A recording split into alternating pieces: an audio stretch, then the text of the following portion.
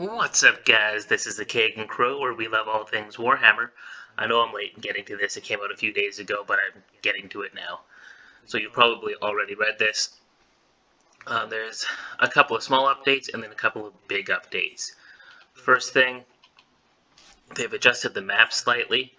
Now it's currently unclear if this is what it used to look like, and then between a few hundred years ago and the end world, if something happened to adjust the map. I think they're adjusting up in here a bit, but either way, it's new things are going to be happening. They mention some half-orcs and centaurs, which I don't think were in the Old World before, or Warhammer. I know centaurs existed. I think that's about the closest thing. I don't remember hearing anything about half-orcs before, so it sounds like they're including new things in the lore, which is really cool. There's not a whole lot of other stuff in this upper part, but this is what everyone's going on about. Bases, are they round or square? They're square. With the very first teaser about the Old World coming out, they said all things come round again, even squares.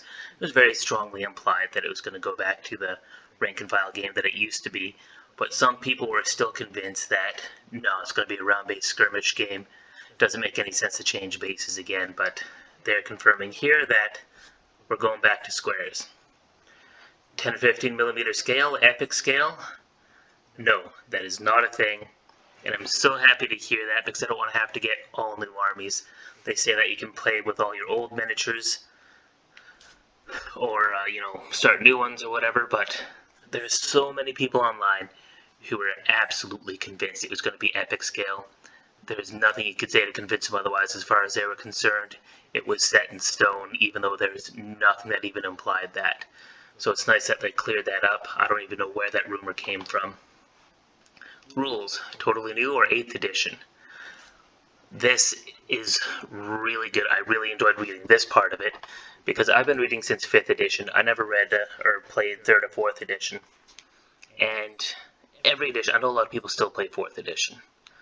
And every edition has good things about it, and they're trying to find the best things of all the editions and trying to make them work as well as they can, as well as adding a couple of new things in there. In Warhammer 40k and Age of Sigmar, there's a couple of mechanics that I think might go really well in there, especially for it to hit and to wound, just to simplify it instead of consulting all these charts and stuff. Factions, orcs or aurochs. The boys was called orcs in the Old World, so that's what they be called. So this is also really good news to the hardcore Old World fans, because orcs just sounds better than aurochs. I don't know, maybe it's just me.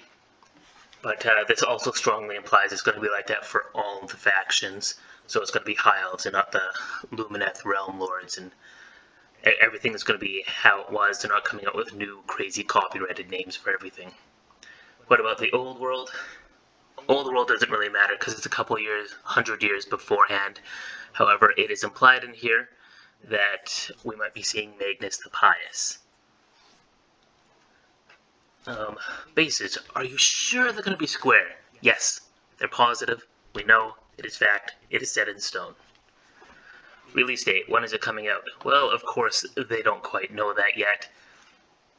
Some people are looking a little bit too far into this and are convinced that this day on whatever calendar this is, looking at all this, they're like, oh, this is the day it's going to be coming out next year. I think some people are just looking a little bit too far into it.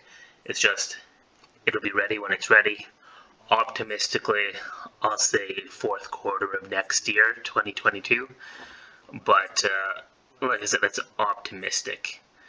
So there's not a whole lot else. They're just mostly saying, hey, we're still working on this, and there's some crazy rumors out there, and we just want to debunk some of the weird rumors that are out there, just so everyone's back on track of knowing what we're working on.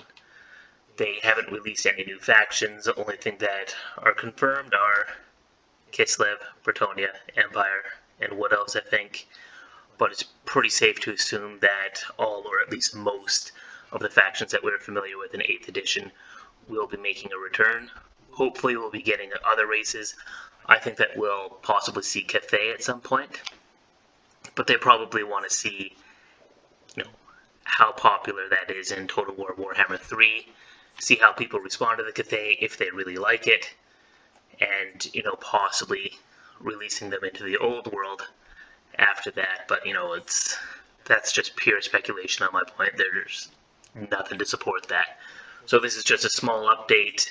Sorry again for this coming out a few days late. I know a whole lot of people have already read this a few times by now, but I promised I would do it, and here it is.